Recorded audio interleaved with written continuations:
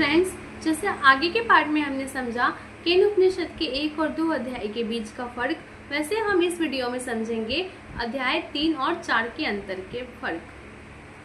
दोस्तों, तीसरे अध्याय में कहा गया है कि इंद्र ने और अन्य देवताओं ने जब ब्रह्म की शक्ति को पहचानने की कोशिश न करके वो ये अहंकार में डूब गए कि सारी शक्तियाँ मेरे बल पे हैं या मेरी शक्तियों के कारण आज युद्ध में राक्षसों का संहार हुआ है, तो वो सिर्फ ब्रह्म था।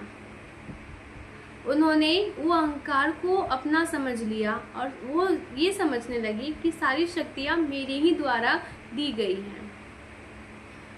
तो आगे बढ़ते हुए जब अग्निदेव ने सबसे पहले आके यक्ष को खोजने के लिए तत्पर हुए या उनसे मिलने के लिए इच्छुक हुए, तब यक्ष ने खुद उनको एक तिनका दिया और बोलने लगे, हे जातवेदा, अगर तुम्हारे अंदर सारी शक्ति लगा दोगे तो भी इस तिनके को जला नहीं पाओगे। तब अग्निदेव क्रोधित होकर बोले कि मैं इस धरती पे जो सारी चीजें हैं उसे जला सकता हूँ, तो ये तिनका मेरे लिए तो मामूली सी बात है। तो यक्ष ने बोला, तो ठीक है, तुम जला के दिखाओ। इंद्र ने और वायुदेव ने और अग्निदेव ने इस अहंकार में डूब के अपनी सारी शक्तियों को अहंकार और अज्ञानता से भर लिया था। जब यक्ष ने कहा कि तुम इसे जला कर दिखाओ, तो अग्निदेव ने अपनी सारी शक्ति लगा दी, पर वो तिनका जला बिल्कुल भी नहीं।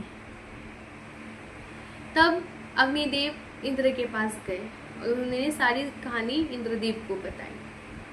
तब आगे बढ़ते हुए वायुदेव ने कहा, अब इस बार तो मैं जाऊंगा। वो ये अहंकार में डूबते गए कि इस धरती पे सारी चीजों को मैं एक क्षण में उड़ा सकता हूँ।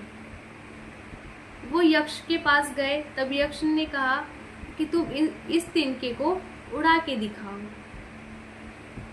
वायुदेव ने भी अपनी पूरी शक्ति लगा दी, पर वो तिनका उड़ा नहीं। उन्होंने अपने अहंकार को फिर से न पहचानते हुए सीधा इंद्र के पास गए। इस बार इंद्र ने बोला कि मैं खुद जाऊंगा और वो यक्षराज से मिलूंगा। जब इंद्रदेव यक्षराज के पास जाते हैं, तब यक्षराज गायब हो जाते हैं। इंद्र ने यक्ष को देखा भी नहीं और पहचान भी नहीं सकते, पर उन्होंने ये ठान लिया था कि मुझे ब्रह्म को पहचानना है, यक्ष को पहचानना है। वो कौन है जो अपनी शक्ति से छुप जाता है। तब वहाँ पे एक देवी प्रकट होती है, उमा हेमवती।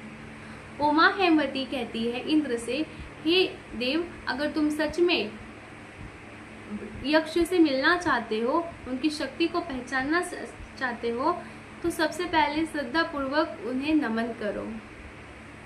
उनकी शक्ति को पहचानना इतना आसान नहीं कि तुम अपनी सारी शक्ति लगा दोगे तो भी उनकी शक्ति को पहचान नहीं सकते।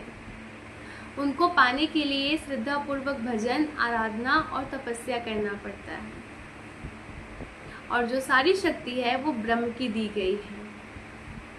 तब इंद्र को समझ में आया कि वास्तव में ये जो सब शक्तियाँ हैं वो तो ब्रह्म है और उसके पीछे एक शक्ति है, और उसी को तो ब्रह्म कहा गया है।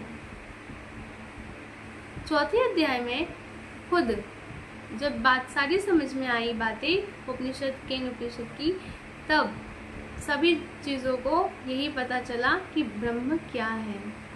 वास्तव में जो ब्रह्म है उसके पीछे एक शक्ति है, और उस शक्ति को पहचानने के लिए हमें सबसे पहले श्रद्धापूर्वक भजन, आराधना और भक्ति, तपस्या करनी चाहिए।